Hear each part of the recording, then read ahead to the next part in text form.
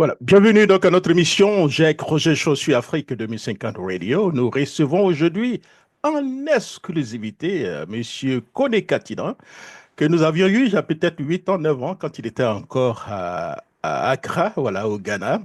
Aujourd'hui, il est aux États-Unis d'Amérique. Donc, depuis donc, quelques jours, le ministre Kone Katina, porte-parole donc du Parti donc, des peuples africains de Côte d'Ivoire, en abrégé PPACI, hein, est donc en mission officielle aux États-Unis donc d'Amérique. Au cœur donc de cette visite, rencontre diplomatique, mobilisation internationale autour du PPACI, mais aussi un message clair. Le parti fondé par M. Laurent Gbagbo n'entend pas voilà, jouer, entend, si vous voulez, jouer sa partition donc en 2025, sans compromis, oui, sans ambiguïté. Aujourd'hui, donc, nous recevons, donc, dans ce contexte, nous recevons donc Monsieur le ministre, Monsieur Kone Katina, porte-parole du PPACI, qui est déjà en ligne. Monsieur le ministre, bonjour, comment allez-vous? Je vais bien, merci beaucoup. Alors, un explicatif, je ne suis plus le porte-parole du parti. J'ai été le porte-parole jusqu'à il y a 2 ans. Et après, le président m'a appelé à d'autres fonctions. Je suis le président du Conseil stratégie et politique. Et en plus de ça, chargé du programme de gouvernement. Donc, le porte-parole, maintenant, il est assuré par 2 personnes. Il y a Maître Abiba, qui est la porte-parole du parti, et son adjoint, c'est le secrétaire général du parti, qui est l'honorable député Thierry Jean Gervais. Alors, comme ça me colle, ça fait longtemps que j'ai été porte-parole, ça me colle à la peau. Bon, parfois j'accepte, mais je ne suis plus porte-parole. C'est une précision de détail. Merci beaucoup pour cette précision. Et votre fonction, votre nouvelle fonction, concrètement, qu'est-ce que vous faites? Alors, nous, le président, en créant le parti, a créé un organe de réflexion, de stratégie et de décision qui est qui vient tout juste après le président du parti. Donc cet organe-là que je dirige. Il y a le conseil qui est chargé de la stratégie et de la politique. En plus de ça, il nous a confié, pas moi, je dirais, à cet organe-là que je dirige, il nous a confié le soin de rédiger le programme du gouvernement. Donc, je suis le président du Conseil stratégie et politique. En plus de ça, je suis chargé du programme de gouvernement. Voilà, merci beaucoup pour cette précision. Alors, nous allons parler donc de votre présence aux États-Unis d'Amérique. Monsieur le ministre, vous êtes actuellement donc en mission, j'allais dire, aux États-Unis d'Amérique. Pouvez-vous nous dire dans quel cadre cette visite s'inscrit? Alors, elle s'inscrit dans le cadre normal des activités d'un parti politique. Un parti politique, c'est déjà une institution d'État en miniature. C'est-à-dire que, comme nous nous préparons à prendre le pouvoir d'État, le parti est organisé et fonctionne un peu comme déjà un shadow cabinet, à la limite comme un peu une sorte de chambre qui s'apprête donc à prendre le pouvoir. Donc c'est une institution et comme telle, nous avons besoin de parler aux uns et aux autres. Donc je suis ici aux États-Unis. D'abord sur l'invitation des camarades du parti politique, nous qui sont ici, qui ont bien voulu nous inviter pour que on vienne les entretenir sur un certain nombre de sujets. Mais en plus, nous sommes là également dans une sorte d'offensive diplomatique. Bon, j'aime pas trop cette expression, mais enfin, rencontrer un certain nombre de personnalités pour pouvoir donc leur exposer la situation de la Côte d'Ivoire, notre vision, et c'est la vision surtout du président Laurent Gbagbo pour la Côte d'Ivoire, et c'est ce que nous sommes venus faire. Mhm. Alors, on peut parler aujourd'hui du bilan peut-être à mi-parcours. Je ne sais pas quand est-ce que votre séjour prend fin, mais pouvez-vous dresser hein, donc le bilan de vos rencontres, j'allais dire diplomatiques, qu'on vous a vues aux Nations Unies? Oui, alors nous avons déjà rencontré les Nations Unies, mais avant eux, nous avons rencontré un sénateur qui, à la dernière minute, a eu un contretemps, mais il nous a fait recevoir par son cabinet. C'était une très, très bonne rencontre, le sénateur de New Jersey.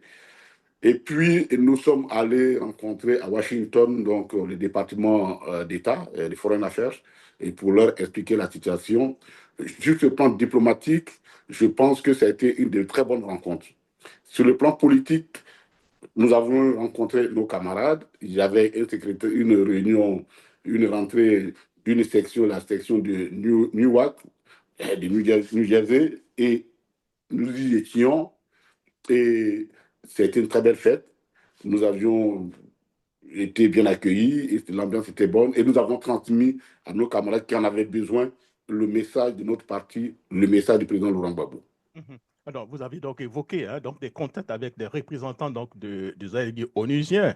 Est-ce que cela inclut donc une demande spécifique liée au processus électoral ivoirien? Absolument. Parce que il ne faut pas qu'on se les cache. Nous avions dit à nos camarades de l'ONU que j'aime bien cette expression que j'ai apprise quand j'étais à l'ENA. On nous disait que la diplomatie ne s'occupe pas des cendres froides. Et quand les cendres sont froides, la diplomatie, il y a tellement de points chauds que finalement, quand les cendres sont froides, on a l'impression, même quand elles sont tièdes, que bon, on peut s'en passer.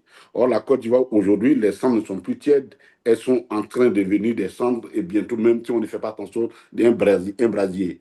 Et donc, nous avons attiré l'attention de l'ONU que ce n'est pas la peine d'attendre que la situation se détériore jusqu'à un niveau où on ne pourra plus rattraper, venir jouer les pompiers. Il faut anticiper parce que le processus électoral tel qu'il est engagé, il expose notre Côte d'Ivoire, notre pays à des risques certains. Et les risques sont là. On ne peut pas exclure tous les potentiels candidats, biaiser le processus électoral, tronquer la liste électorale et avoir un organe électoral qui se comporte comme quasiment une section, une délégation du parti au pouvoir, et puis espérer que les élections se feront dans la paix. Nous sommes venus leur dire que nous avons besoin de paix en Côte d'Ivoire.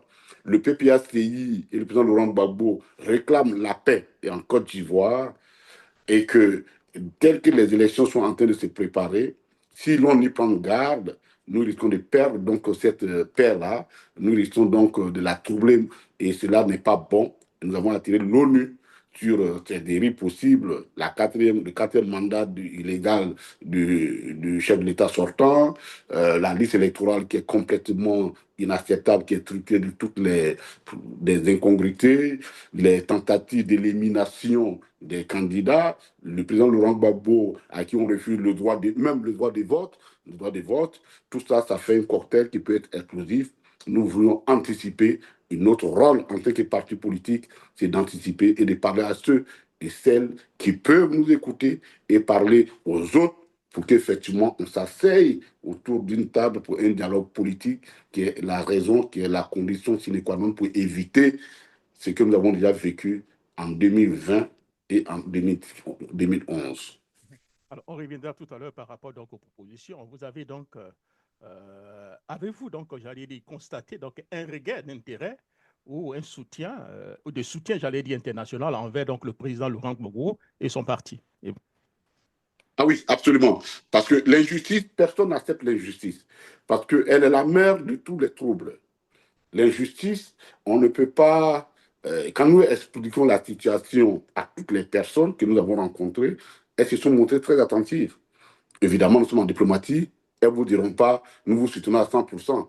Mais il y a des messages, que ce soit le body language, le message du visage, comment la personne réagit, que ce soit même des messages de façon assez fuitée qu'elle vous donne, nous sentons qu'effectivement, tout le monde est préoccupé et tout le monde trouve que c'est injuste ce qui arrive au président Laurent Gbagbo et ce n'est pas acceptable. Et je pense qu'à ce niveau-là, c'était un gain pour nous.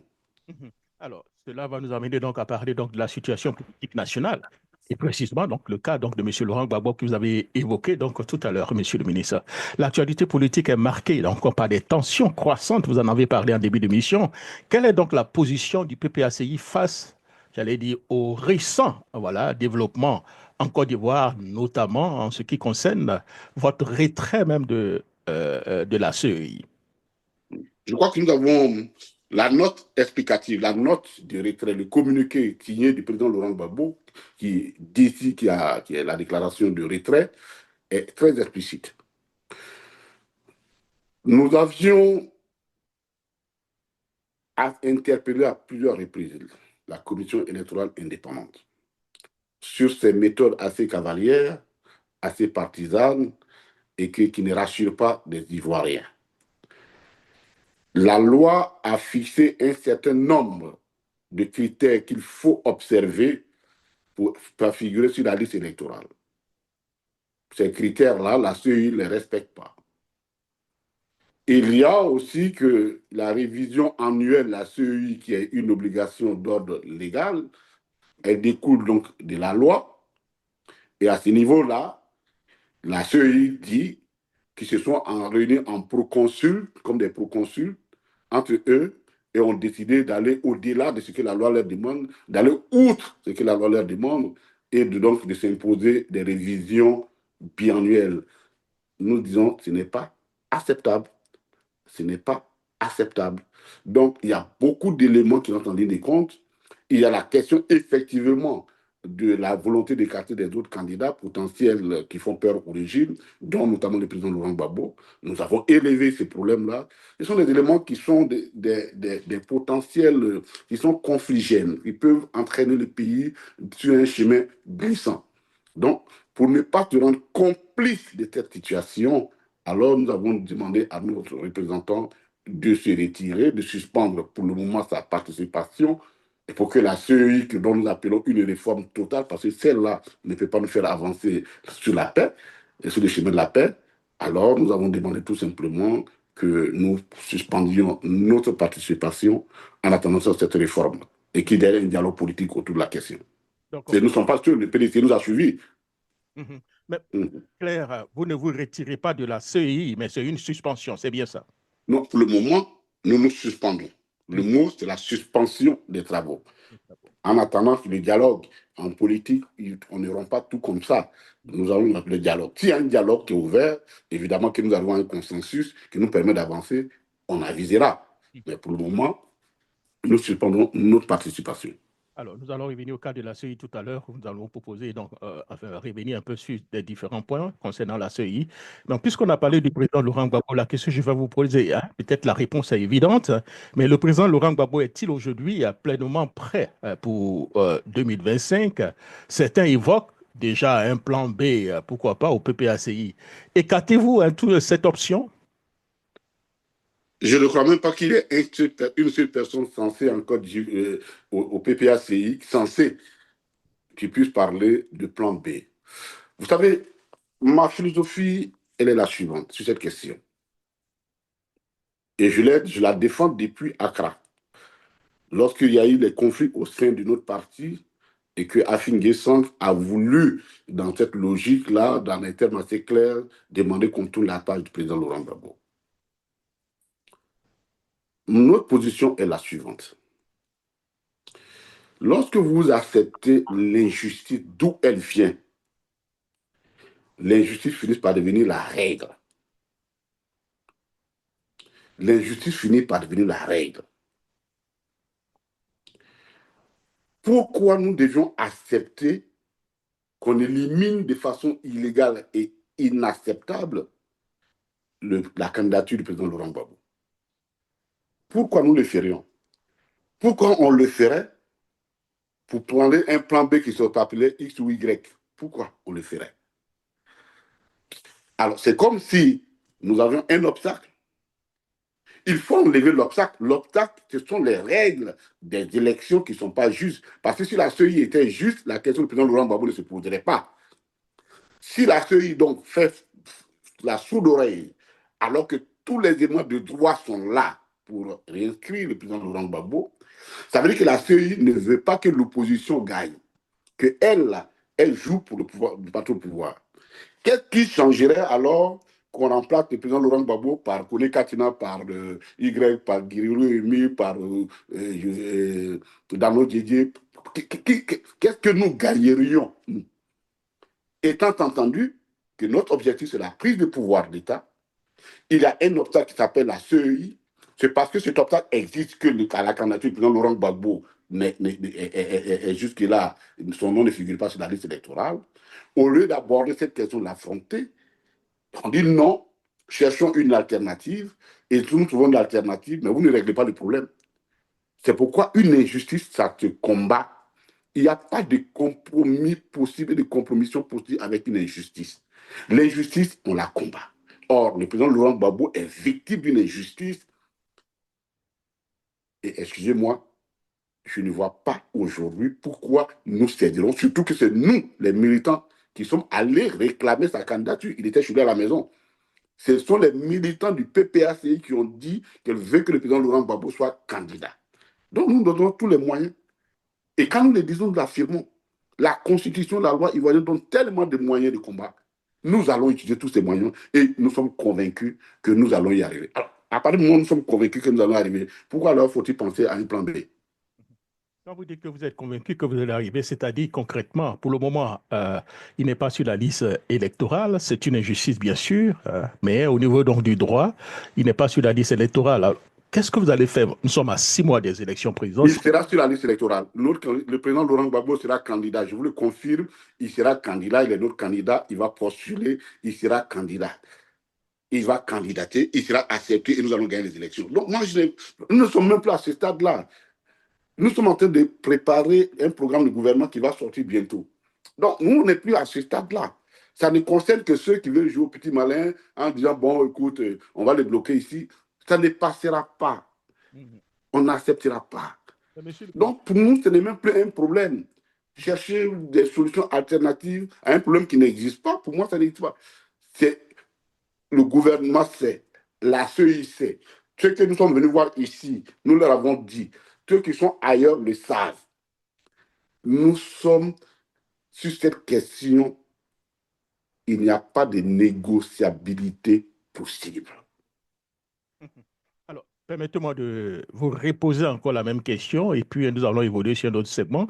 Que feriez-vous? Je sais que là, vous êtes convaincu à 100%, mais que feriez-vous si M. Laurent, d'ici quelques mois, le nom de M. Laurent Gbagbo ne figure pas sur la liste électorale? Que feriez-vous? Je vous dis, et je vous le répète de façon claire, c'est une hypothèse que nous ne nous posons même pas. Nous avons dit que nous allons il y a un comité central. Le président Laurent Gbagbo a annoncé la tenue d'un comité central, qui est l'organe de décision avant la convention, en dehors de la convention et du congrès. C'est l'organe de décision. Et il a dit qu'à partir de là, des orientations, des mots d'ordre vont être donnés. Nous sommes un peuple qui est habitué, un parti qui est habitué à l'adversité, au combat. Nous y sommes déjà. Lui, le président de Laurent Gbagbo depuis 1970, nous depuis 1990, nous sommes dans ça.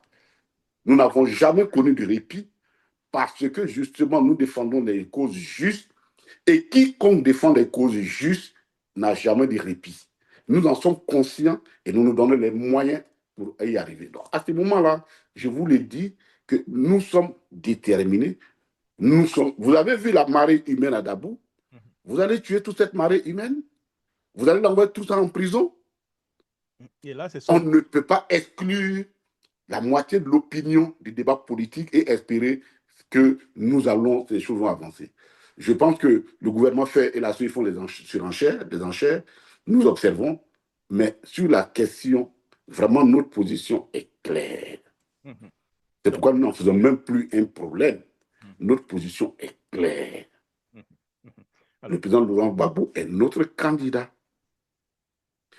Il sera au point de départ de la candidature et nous allons gagner les élections. Lui-même, il a dit. Donc, pourquoi moi, je devais douter un seul instant de ça? C'est une conviction pour nous qui est certaine.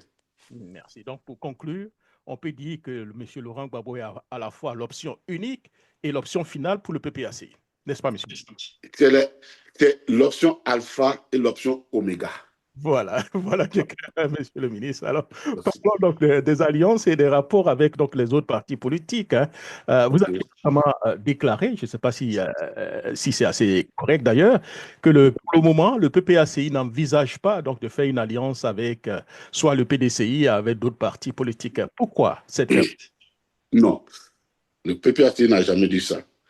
Il y a eu quand même l'appel de Benoît que le président a appelé, comment on appelle, à une coalition, non pas pour nous mettre dans l'objet d'une candidature unique, mais déjà pour que nous nous entendions sur les conditions d'organiser les élections. Parce que nous tous, nous sommes convaincus que dans des conditions idéales, bien organisées, ce pouvoir-là ne peut pas rester. Et le président l'a rappelé encore le samedi. L'objectif, si nous sommes d'accord que ce pouvoir-là a fait trop de mal à la Côte d'Ivoire et qu'il faut qu'il parte, nous n'allons pas les faire partir comme eux, ils sont venus. Parce que ce n'est jamais ça, nous n'avons jamais appris à manier les armes. En tout cas, l'opposition qui est là actuellement, là, je ne vois pas qui manie les armes. Donc, nous n'allons pas faire comme eux. Nous ne le ferons pas comme eux.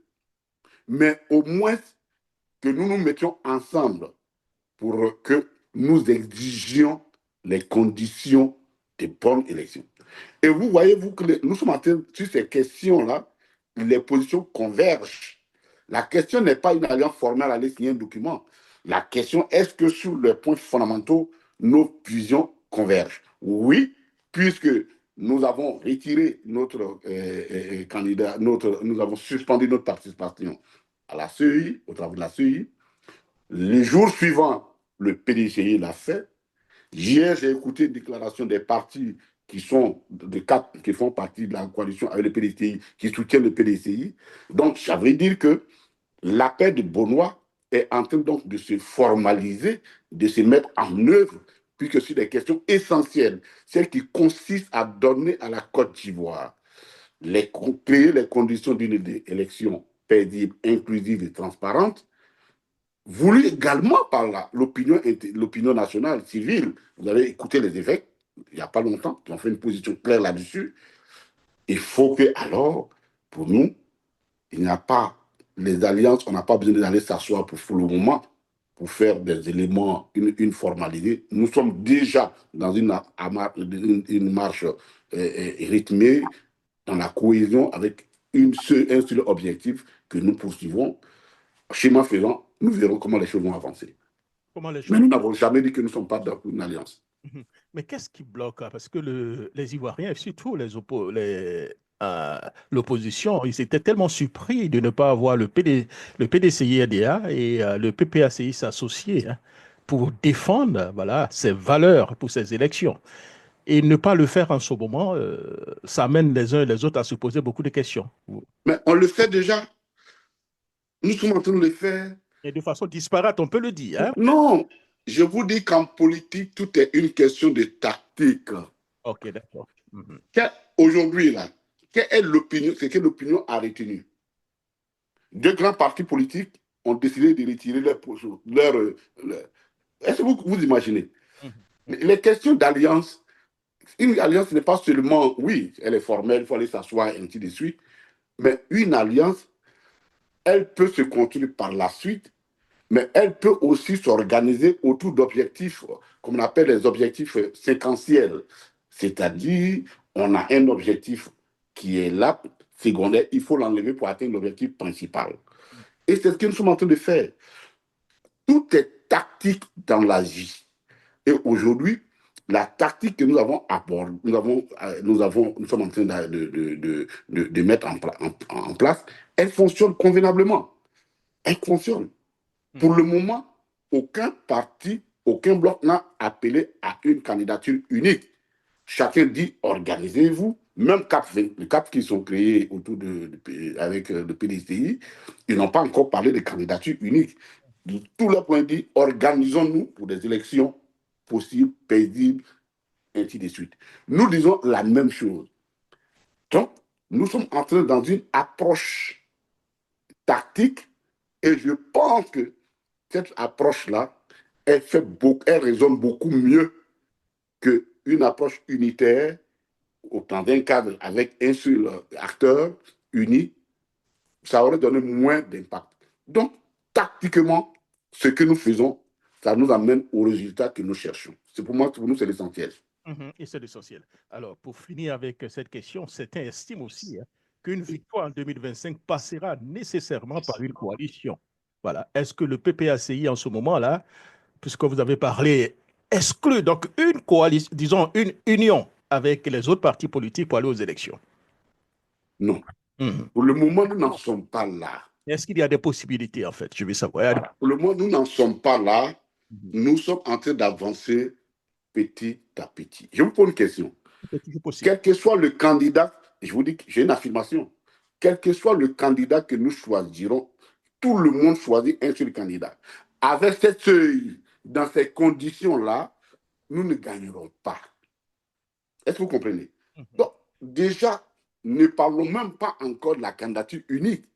Créons les conditions. Mhm. Parce que même si nous choisissons c'est X et Y, dans ces conditions-là, avec cette liste électorale, pourquoi pensez-vous que c'est seulement le RHDP qui est content du travail fait par la CEI?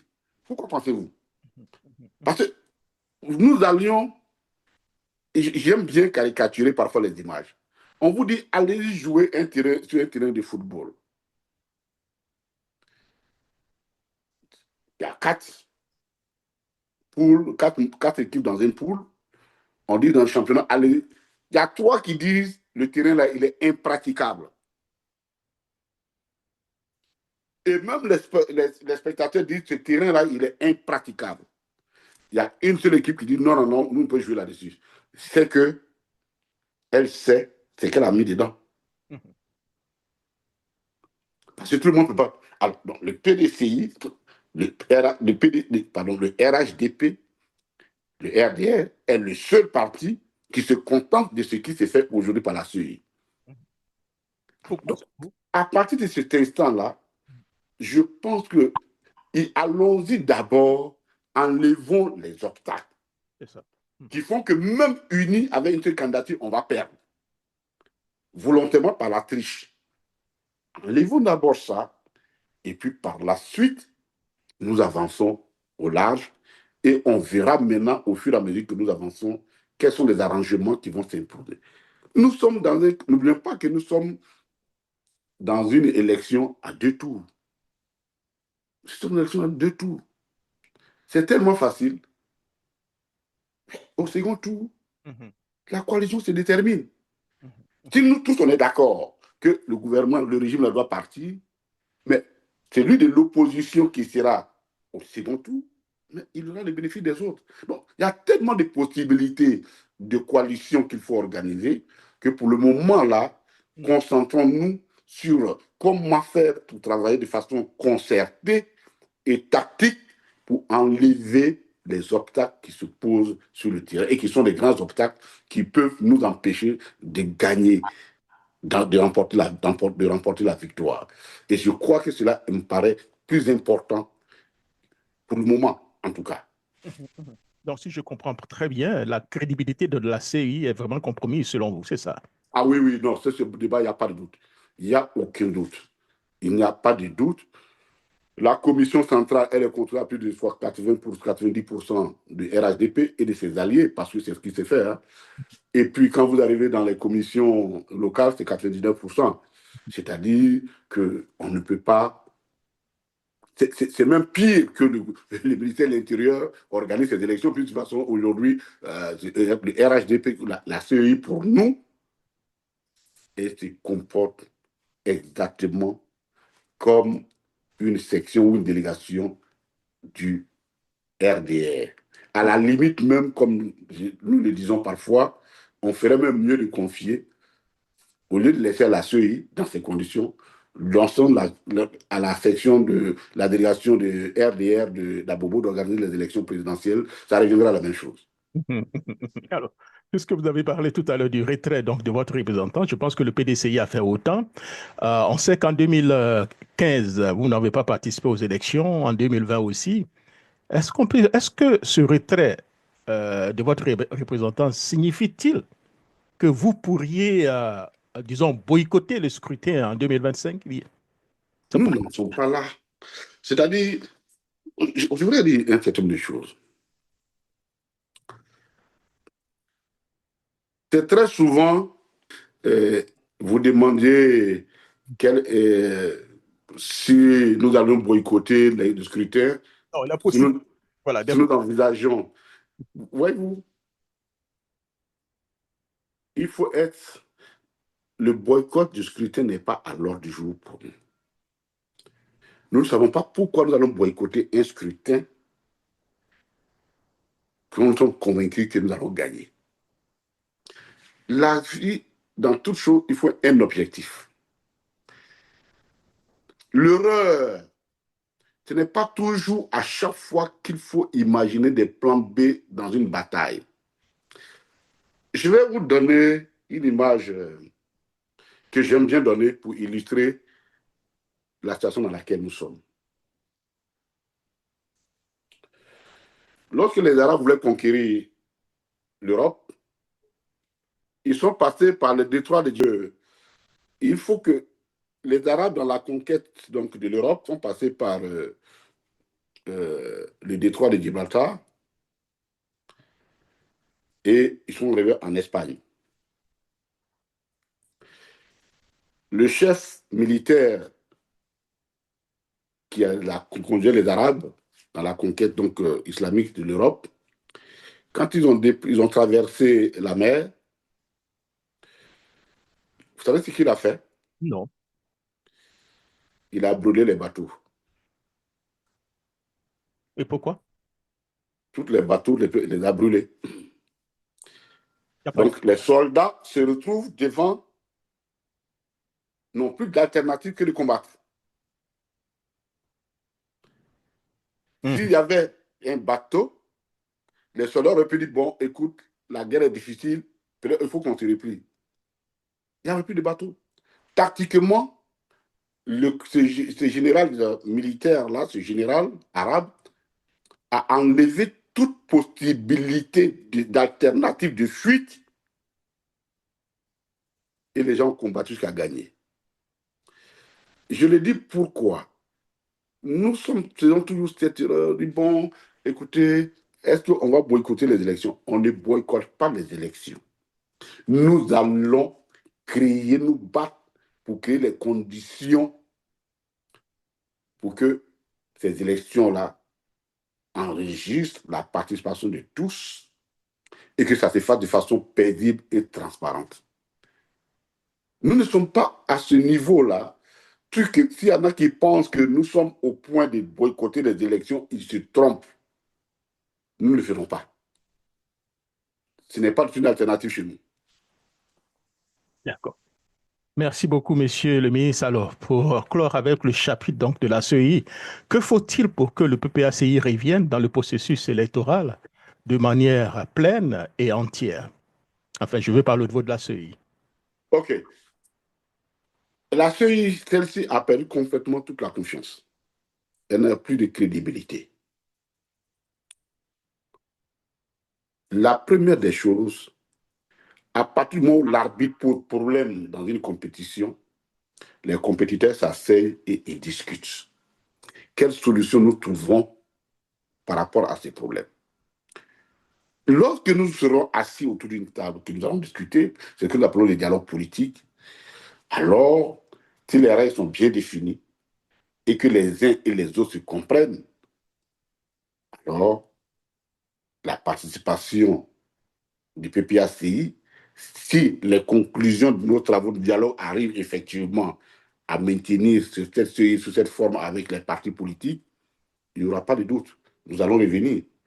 Mais pour le moment, nous disons que comme il y a une rupture de confiance, la politique, c'est la recherche permanente du compromis, le dialogue, le dialogue. Donc, pour le moment, nous avons appelé le gouvernement au dialogue. On s'asseye. Quels sont vos problèmes? Nous n'avons pas confiance à tel sujet. Qu'est-ce que vous proposez? Nous avons telle solution qui existe. Nous avons déjà une CEI dans nos projets de gouvernement, programme de gouvernement. Nous proposons une autre forme, la CEI. Nous proposons une autre forme, la CEI. Mais tout ça, ce sera le fruit du dialogue politique. Pour le moment, là, nous en avons appelé au dialogue. Toutes les déclarations faites par le PPACI, le PDCI et les autres appellent au dialogue politique. Le dialogue politique, donc, c'est lui qui va nous conduire vers la solution par rapport à la CEI. Et c'est à la suite de ce dialogue-là que la question de la participation, si les cas échéants, sera donc rediscuté. Mais concrètement, qu'est-ce que vous proposez? Peut-être vous ne voulez pas rentrer dans des détails maintenant, mais concrètement, de façon... Alors, on ne va pas rentrer dans les détails, mais aujourd'hui, la CEI version, comment on appelle, des partis politiques a vécu. Elle n'a pas apporté la paix espérée. Elle n'a pas apporté la paix espérée. N'oublions pas qu'il y a une crise qui est née en 2011. Le PPACI, c'est vrai, en son temps de FPI, c'était notre idée de dire, écoutez, peut-être que si nous envoyons les partis politiques autour à participer dans les débats politiques dans la CEI, ça va rassurer les uns et les autres. Mais nous avons aujourd'hui, nous rendons compte que la CEI est devenue un objet. Alors, vous m'entendez? Oui, bien sûr. Nous entendons, monsieur le ministre. OK. La CEI aujourd'hui est devenue une. Comment nous allons expliquer ça? Un lieu de compétition des partis politiques. On a pensé que plusieurs partis réunis, ça allait accorder la neutralité. C'était une grosse erreur. On se rend compte que plutôt les rapports conflictuels naturels qui existent entre les partis politiques se sont retrouvés au niveau de la CEI. Et donc, la question même n'est même plus de comment on fait pour gagner les élections. Chacun se bat comment on fait pour contrôler la CEI. Et ça, on se rend compte que cette forme-là, ça ne marche plus. Aujourd'hui, l'option que nous proposons, elle est la suivante. Voilà, la CEI est devenue aujourd'hui un lieu de bataille des oppositions politiques et ça enlève la neutralité que nous avons espérée. Et aujourd'hui, il faut trouver une autre chose. Mais, et cette autre chose-là, les Ivoiriens, là, on peut trouver en Côte d'Ivoire des gens d'une probité irréprochable. Il y en a dans ce pays. Je voudrais quand même rappeler qu'en 2003, nous étions au pouvoir. D'abord en 2001, on a organisé les élections municipales et les élections municipales et régionales. Nous étions au pouvoir, mais on les a perdus parce que le président de la CEI s'appelait Camille Oguier. C'est parce que le président de la République s'appelait Laurent Gbagbo, pour lui, les règles démocratiques doivent être les règles démocratiques. Il n'est même pas venu à la tête pour dire, bon, écoutez, Camille Oguier, je vais fortement gagner ces élections. Voilà le problème.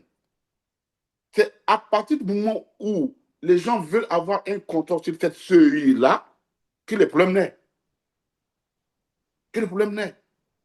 Donc, en Côte d'Ivoire, il y a des hommes qui ont la capacité, qui sont moralement irréprochables, d'une intégrité, et c'est connu. Vous prenez un homme comme Camille Oguier, quand vous dites son nom dans les milieux des magistrats, tout le monde dit ce monsieur-là, il a été un grand magistrat, on ne lui reproche rien. Vous prenez comme celui, l'ancien président du Conseil constitutionnel, qui était en autre, qui a été ministre de la Justice. J'oublie son nom, m'échappe.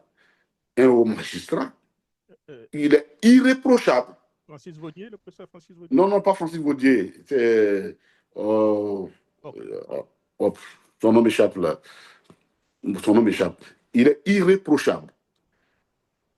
Donc, il y a des hommes, comment ça s'appelle, Guy Honoré.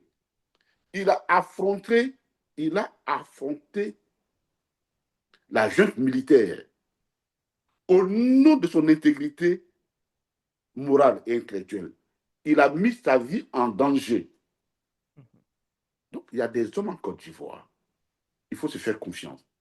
Okay. Ce sont ces hommes-là à qui il faut remettre la CEI par un mécanisme qui assure vraiment son indépendance. Mais l'actuelle CEI n'assure aucune indépendance et ça ne peut pas marcher. De ce côté, monsieur le ministre, je pense que vous avez certainement raison parce que je ne vois pas cette CEI-là proclamer la défaite du RHDP, hein, sincèrement. D'accord, monsieur le ministre. Alors, ben voilà. Maintenant, donc, au quatrième mandat de M. Alassane Ouattara, ben voilà. Le président Laurent Gbagbo a qualifié un éventuel quatrième mandat de M. Ouattara d'horreur. Oui. Est-ce que vous voulez une anticipation ou bien une réalité selon vous? Écoutez, nous ne voyons pas pourquoi Ouattara n'irait pas un quatrième mandat. Parce que tout ce que la CEI fait, c'est pour préparer ça. C'est pour préparer ça. Et effectivement, ce sera l'horreur. Ce sera l'horreur. Mais ce pays-là n'est pas une horreur. Ce régime n'est pas une horreur près. Hein. Donc, ça ne nous étonnera pas. Mais c'est illégal, c'est inacceptable et c'est horrible. Mais que ferait donc le Front populaire ivoirien de façon en particulier et en général l'opposition? Est-ce que vous allez accepter ce quatrième mandat? Ou bien Le vous... Front populaire ivoirien, vous avez parlé du Front populaire ivoirien? Oui, je vais dire, excusez-moi, le PPACI, que Oui. feriez-vous si éventuellement M. Ouattara déclarait son quatrième mandat? Mais nous avons déjà donné notre position, nous sommes contre ça. Mais Nous oui. sommes opposés à ça. Nous sommes opposés à ça. Mhm. Donc ça, si ta question, c'est pas nouveau. Nous sommes opposés à ça. Mais ce qui est horrible, on ne peut pas accepter. Le président a parlé d'horreur. Ce qui est horrible, il faut bien s'y opposer. Non, non, non, on n'acceptera pas parce que, voyez-vous, il va falloir qu'un jour, ce cycle-là s'arrête en Côte d'Ivoire. Mhm. Il est temps qu'il s'arrête en Côte d'Ivoire. Un leadership sous-régional, il, il se manifeste à tous les égards et à tous les niveaux. On ne peut pas prétendre être un leader économique et puis être un nain au niveau des valeurs démocratiques. Parce que je vais vous dire quelque chose. Je dis aux uns aux autres, quand vous écoutez les peuples de l'AES, ils sont totalement derrière leur président.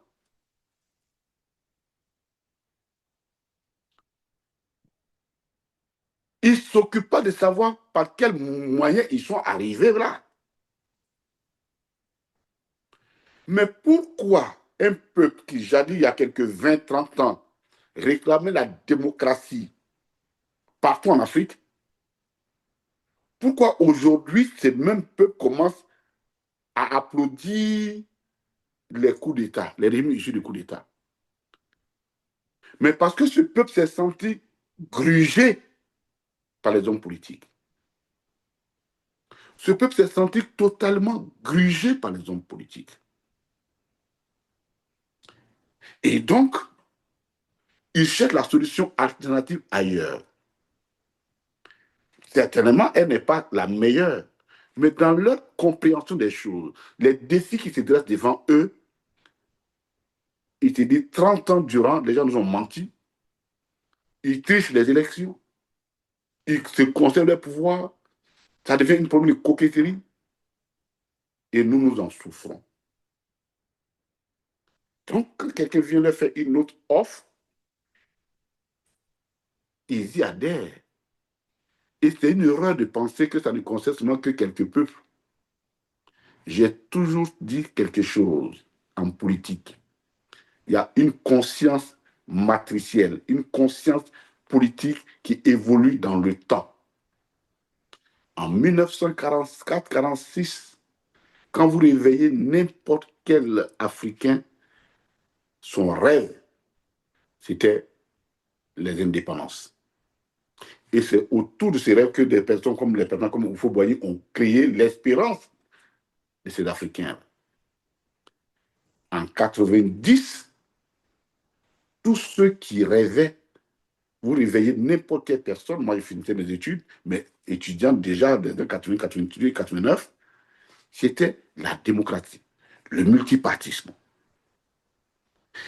Et alors, une espérance est construite autour d'un homme comme le président Laurent Gbagbo en Côte d'Ivoire. On est allé vers ça. Mais à chaque fois que le peuple avance, il crée une espérance autour d'un thème, l'adversité se multiplie et bloque. Donc, chaque fois, le peuple se sent grugé. Aujourd'hui, vous réveillez n'importe quelle personne, y compris au RADP, quand ils sont sûrs dans leur maison et qui n'ont pas peur du coup de M. Ouattara, ils veulent ce que nous appelons la souveraineté. Ils veulent la liberté de l'Afrique, la souveraineté. C'est le nouvel axe autour duquel la conscience politique se décline. Et quelles que soient les modalités des personnes qui vont conduire ce peuple vers cette conscience-là, vers cet objectif, le peuple va y aller. Donc, c'est une erreur de penser que ça ne concerne seulement que les gens de l'AES. Le Sénégal est arrivé au même résultat en utilisant les urnes, surtout du discours de la rupture. Ce que nous disons, ne créons pas du tout les conditions pour que le peuple définitivement déçu des politiques se retourne vers des solutions qui finalement feront en sorte qu'on ne parlera plus du PPACI, qu'on ne parlera plus du PDCI, qu'on ne parlera plus du RDA ou du RHDP, et qu'on se retrouve dans des régimes particuliers. Demandez aux hommes politiques des autres pays, parce qu'ils ont trahi le peuple. Le peuple se sent trahi, abandonné. Aujourd'hui, là, quand les dirigeants là-bas disent les partis politiques ne fonctionnent, ça n'intéresse même pas le peuple. Le peuple dit, mais c'est tant mieux. Ça peut nous arriver. Si nous ne nous asseyons pas les hommes politiques pour tirer les leçons et nous organiser pour donner une nouvelle alternative, une nouvelle vision au peuple, une nouvelle espérance, et qu'on veut s'accrocher au pouvoir par la manigance, la manipulation de la CEI, de la liste électorale, par la triche, chers amis, scientifiquement, les mêmes causes produisent les mêmes effets. L'histoire, la conscience politique le démontre aisément. Faisons attention. Faisons attention. Alors, Monsieur le ministre, il y a une question que je vais certainement vous poser, hein, concernant un peu Monsieur Alassane Dramane Ouattara et puis sa participation aux élections donc en Côte d'Ivoire. La constitution ivoirienne ne permettait pas à M. Ouattara de participer à ces élections. Il y a eu une rébellion. L'accord de Pretoria avec l'accord de M. Laurent Gbagbo a permis à M. Ouattara de compétir pour les élections de 2005, mais comme elles n'ont pas eu lieu en 2005, en 2010. Est-ce qu'aujourd'hui, au vu de tout ce qui se passe, je ne sais pas si vous avez pu discuter avec M. Laurent Gbagbo, est-ce qu'il le regrette? Non. Et pourquoi? Un homme politique, un homme politique devant de la trempe du président Laurent Gbagbo, devant une situation qui plongeait le pays dans une incertitude de plus en plus forte, a pris une décision qui me paraît être une décision très sage au moment précis. Que le bénéficiaire de cette décision en abuse, ce n'est plus celui qui a pris la décision qui est fautif. Il n'a pas à regretter. Il n'a pas à regretter. C'est celui qui n'a pas eu la conscience qu'on lui a tendu là, c'est à lui qu'il faut poser. Parce que la politique, un nombre de... Et c'est pourquoi je dis, Dieu aime la Côte d'Ivoire. Vous savez pourquoi? Parce qu'à chaque fois que l'épreuve difficile arrive, il met toujours un homme d'une grande sagesse pour gérer ça. Parce que la façon dont le RDR, le pouvoir de Ouattara, fonctionne,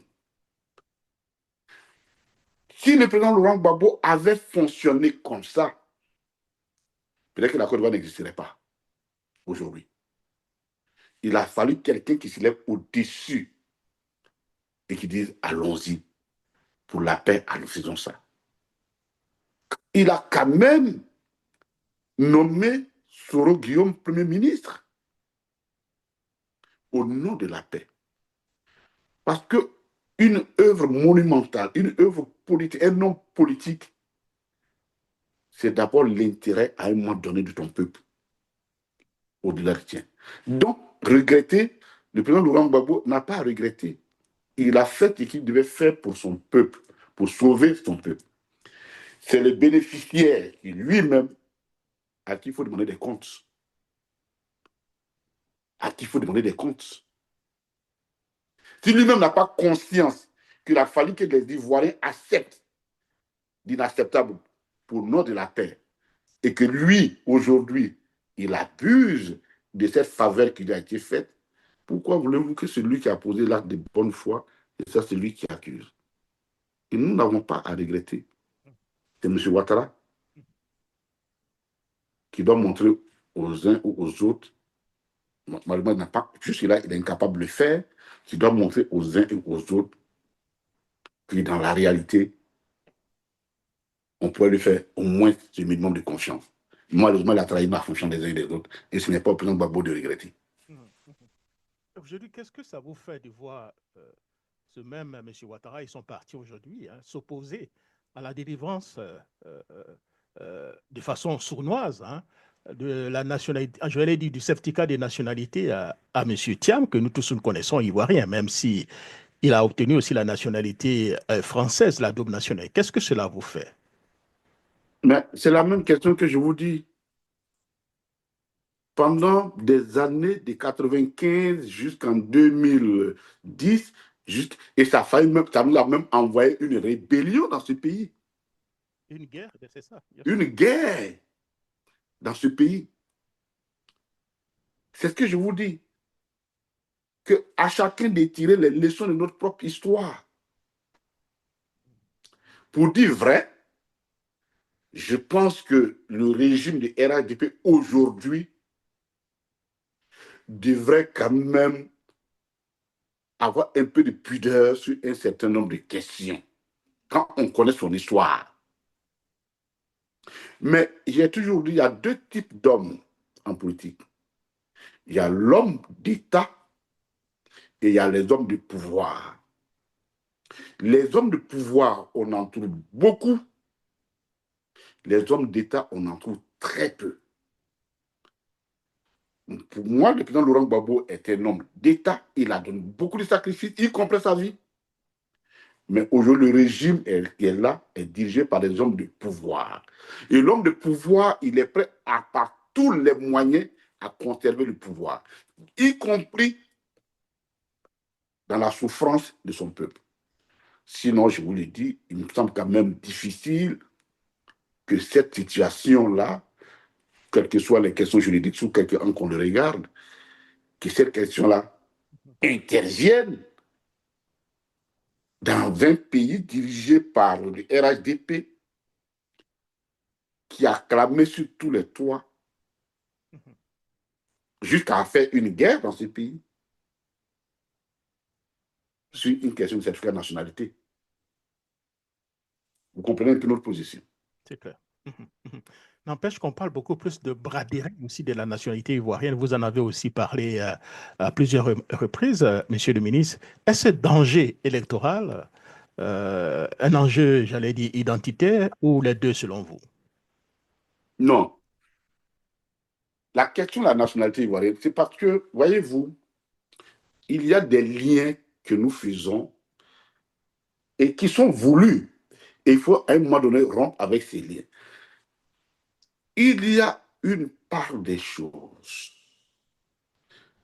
entre la nationalité d'une personne, l'identité d'une personne, qui relève donc de la politique interne, donc de l'identification des personnes en faisant la part des choses entre les uns et les autres, et puis la question politique de l'élection. Aujourd'hui, qu'est-ce qui se passe? Le même RHDP, quand on prend les migrants possédant notre pièce d'identité, ils disent que c'est des fraudeurs, que ce n'est pas des Ivoiriens. Mais c'est les mêmes contrôles sur la liste électorale. Mm. Pourquoi celui qu'on a pris sur les berges italiennes avec un passeport ivoirien serait un clandestin? On lui dit non, il n'est pas ivoirien. Mais quand la même personne utilise les mêmes méthodes pour se retrouver sur la liste électorale, on dit si vous abordez la question là, vous êtes xénophobe. C'est l'instrumentalisation de la conscience. Et moi, je me laisse plus instrumentaliser par ça. Si le RHDP dit que ceux qui font la migration ne sont pas des Ivoiriens, ils ont usurpé ils ont usurpé la nationalité ivoirienne, il faut bien qu'ils acceptent la demande de la CEI et la demande des oppositions de réviser la liste électorale, puis ce sont les mêmes pièces qui sont fournies là-bas. Donc, c'est parce que effectivement, on a tendance à lier ces questions d'identité et de nationalité et derrière les élections, que ça crée la confusion dans l'esprit des uns et des autres. En Côte d'Ivoire, il y a à peine 8 millions de personnes sur la liste électorale pour 30 millions d'Ivoiriens, des personnes qui vivent en Côte d'Ivoire. Il y a des personnes qui ne sont même pas intéressées par les élections. Mais il faut qu'on sache encore dans ce pays-là qui est ivoirien, qui ne l'est pas. Mais ça, ce n'est pas scandaleux. Cher frère, j'ai vécu au Ghana 10 ans. Je connais en tout cas au moins une très bonne partie des hommes politiques ghanéens.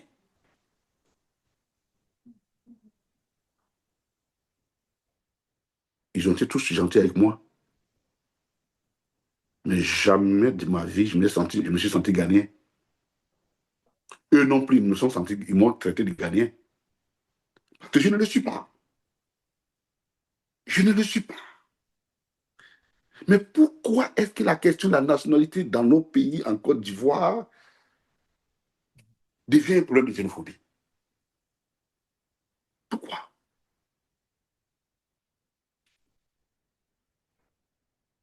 Voilà la question fondamentale. On ne peut pas contester la nationalité des immigrants en disant qu'ils ont fait du faux et dire ces mêmes personnes, quand ils sont sur la liste électorale, parce qu'on veut tirer profit d'eux, que eux, là, quand on aborde la question, c'est qu'on est xénophobe. Il y a un problème sur cette façon de se présenter les choses. Voilà pourquoi les élections 2005 doivent être des élections particulières, parce que tous ces grands débats, tous ces grands sujets doivent être sur la table pour qu'au moins chaque candidat donne au moins son point de vue et puis des solutions, monsieur le ministre. Alors, Oui, c'est clair. C'est clair. Alors, rapidement, parlons donc du foncier urbain et puis des déguerpissements violents, hein. Quelle est donc la position du PPACI face à cette question, hein, des populations vulnérables, je dis de ces populations vulnérables surtout? Et vous étiez au pouvoir. Et quelle était réellement la solution que vous avez proposée pour faire face à ce problème? Alors, vous abordez deux problèmes à la fois, la question du foncier et la question du déguerpissement. Il faut les séparer, parce que les deux ne sont pas forcément liés. Mais le déguerpissement, OK. Chaque déguerpissement, c'est-à-dire la politique d'urbanisme, Mhm. chaque pays utilise une politique d'urbanisme. À un moment donné, on estime que, bon, il faut peut-être changer la configuration de telle ville pour répondre à telle chose, à telle situation. La question, ce n'est pas la justification. La question, c'est quelles sont les modalités qui posent problème. Vous ne pouvez pas aller chasser des personnes sans leur donner une solution alternative ou les reloger. Mhm. Ça n'a aucun sens. Vous ne pouvez pas venir à Hadjamé village, raser tout un village qui a une histoire.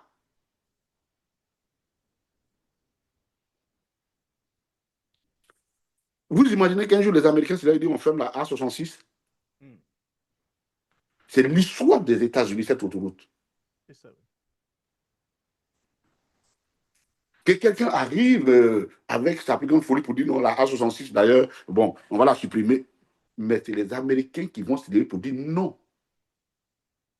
Donc, l'aménagement d'une ville tient compte d'un certain nombre de données, surtout chez nous. Il y a les villages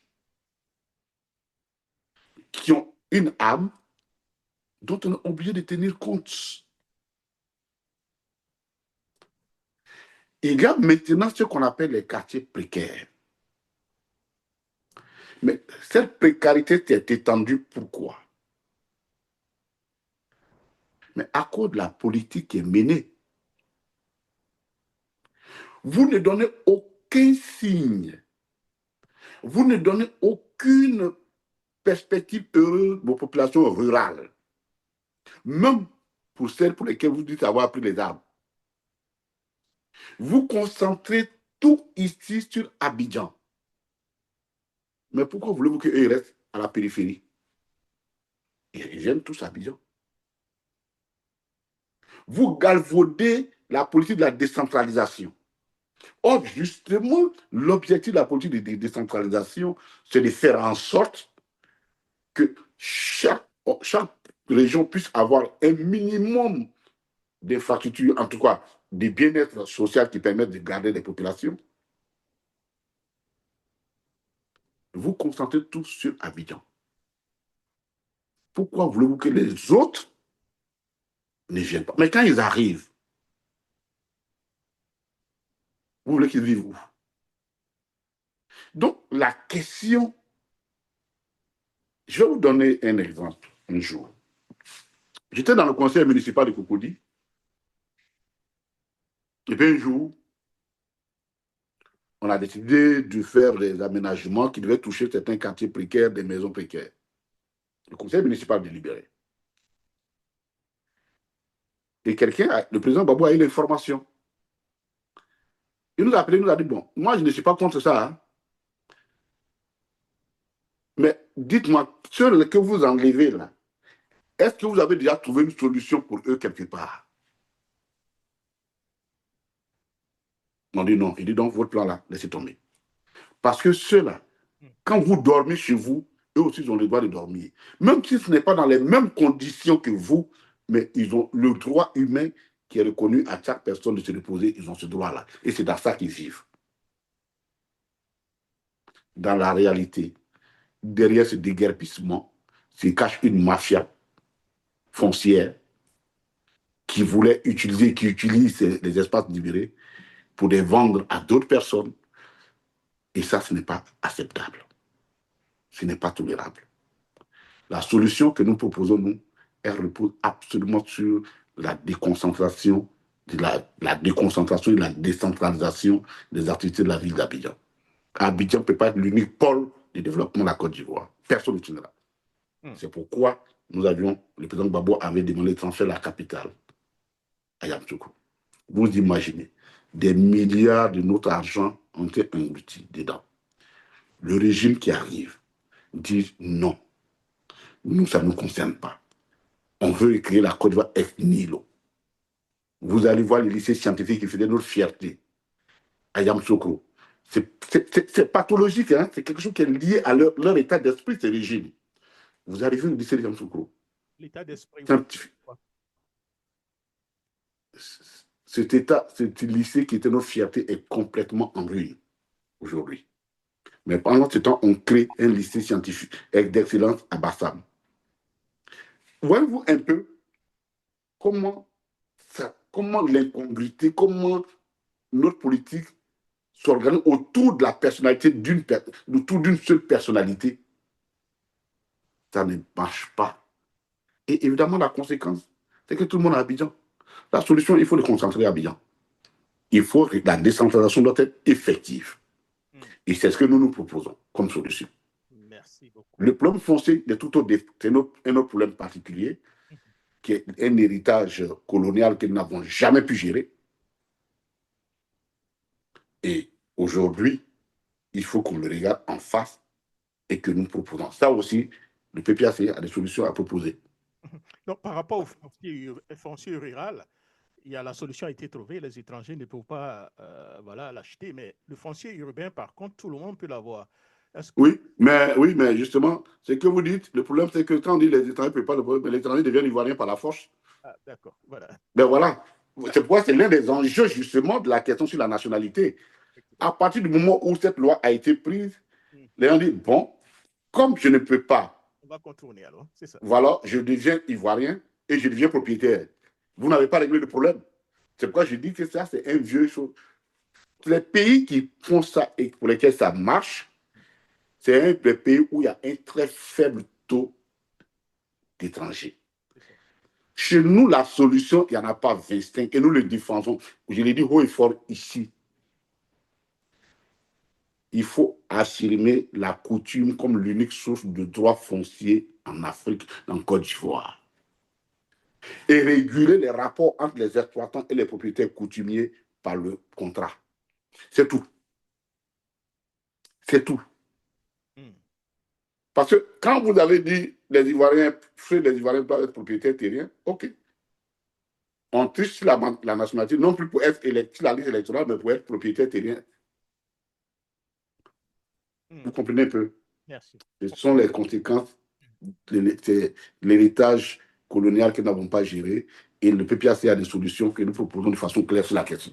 Voilà, on aura la possibilité certainement de vous avoir pour parler donc, du programme du Fonds populaire ivoirien. Nous sommes à la fin de votre émission, de notre émission. Avant de vous laisser partir, je vais vous laisser vous adresser votre mot d'espoir, voilà, de l'espoir à la communauté internationale que vous êtes venu voir.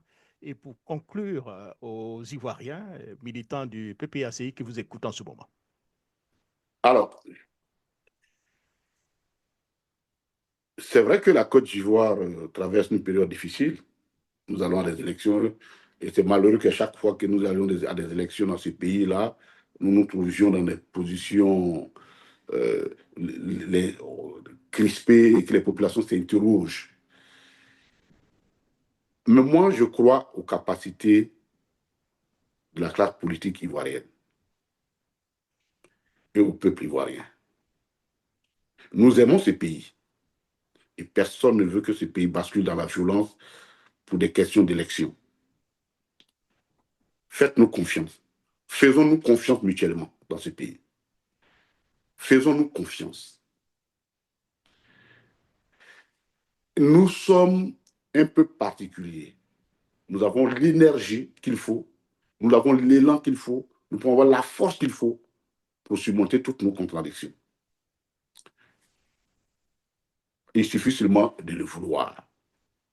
Et c'est ce vouloir-là que nous sommes venus demander aux uns et aux autres ici, à la communauté internationale, d'amener ceux qui doivent le vouloir à le vouloir. Voilà notre présence ici. Aux PPACI, aux militants de PPACI qui nous écoutent, nous sommes aujourd'hui, nous concentrons sur nous beaucoup d'espérance. Parce que l'orientation politique que nous avons prise, le leader que nous avons devant nous, il converse sur lui beaucoup d'espérance des Africains et des Ivoiriens et des Africains. Dabou a été un échantillon de cette espérance. Nous vous demandons de garder la mobilisation. Gardons la mobilisation. Tournons nos dos à nos petits calculs qui peuvent dire non, il y a un plan A, plan B. Non. Mobilisons-nous. Nous avons une chance de gagner ces élections avec le président Laurent Gbagbo. Nous n'avons pas deux chances, nous avons une seule chance. Retroussons les manches. N'acceptons pas l'inacceptable. Ne justifions pas l'injustifiable. Mais en même temps, gardons la force qui a toujours été la celle de notre parti politique, la conquête du pouvoir sans violence, la détermination, en respectant ce que la loi, en prenant toutes les voies que la loi nous donne, parce que toute autre aventure pourrait être désastreuse pour le pays.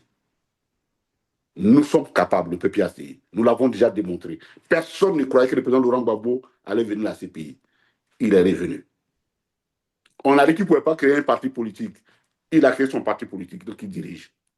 Aujourd'hui, on dit qu'il ne peut pas être candidat. Je vous le dis, il sera candidat. Et non seulement il sera candidat, il sera président de la République. Je vous remercie. Merci beaucoup, monsieur Koné Katina. Merci d'avoir accepté notre interview. Surtout, portez-vous bien et bon retour en Côte d'Ivoire. Au revoir. Merci beaucoup.